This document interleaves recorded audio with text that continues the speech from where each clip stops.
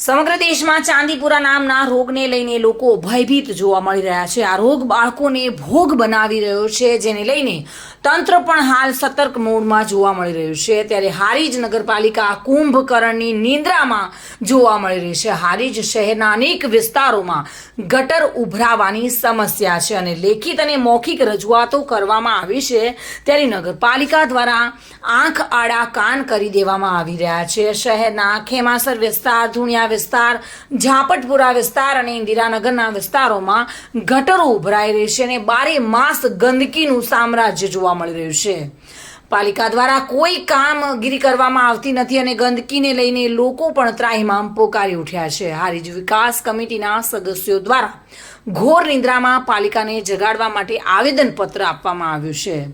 શહેરના અનેક વિસ્તાર તેમજ જાહેર માર્ગ પર ગંદકીનું સામ્રાજ્ય જોવા મળી રહ્યું છે, તે સાફ કરી અને દવાનો છંટકાવ કરવામાં આવે તેવી માંગ સાથે લેખિત રજૂઆત કરવામાં આવી છે। તો ગુજરાતમાં ચાંદીપુરા નામનો એક વાયરસ આવી ગયો છે। જેમ પહેલા કોરોના નામનો એક વાયરસ હતો જે આખા ભારતને હલાવી દીધું હતું, એવી રીતે ગુજરાતની અંદર ચાંદીપુરા નામનો એક વાયરસ આવ્યો છે, જે ગંદકીના કારણે થઈ રહ્યો છે, મચ્છરજન્ય દ્વારા થઈ રહ્યો છે। તો ગુજરાતમાં માનનીય મુખ્યમંત્રી સાહેબ પણ એ વિષય પર ચિંતા પર છે। હાલ તાત્કાલિક ધોરણે અમે મિટિંગ પણ બોલાવી છે અને તંત્ર ખૂબ જ ચિંતામાં થઈ ગયું છે। તો તેના અનુસંધાનમાં અમે નગર વિકાસ કમિટી દ્વારા આ વિષયને લઈને હારીજ નગરપાલિકાના ચીફ ઓફિસર સાહેબને રજૂઆત કરવામાં આવે છે।